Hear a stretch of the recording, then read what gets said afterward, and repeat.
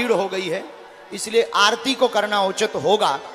समय परिस्थिति के कारण पागल ही पागल आ गए हैं, तो सभी जगह क्योंकि लोग ही लोग हो गए हैं, 10 लाख, लगभग 10 लाख लोग हो गए हैं, इसलिए हम आरती करेंगे।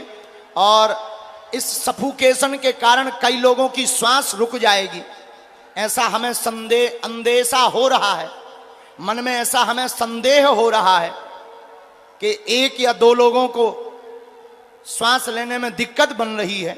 इसीलिए हम हनुमान जी का नाम लेकर के, कथा वही है जिसमें किसी को असुविधा ना हो, इसलिए विराम कर देते हैं कथा को। और कल की सूचना ये जारी करेंगे कि कल बिहार के जितने भी लोग हैं अपने घरों से कथा को सुनेंगे, कथा पंडाल में नहीं आना है, हमारी ये प्रार्थना है। आज की आरती यहीं करते। बोलो श्री राम जय जय राम।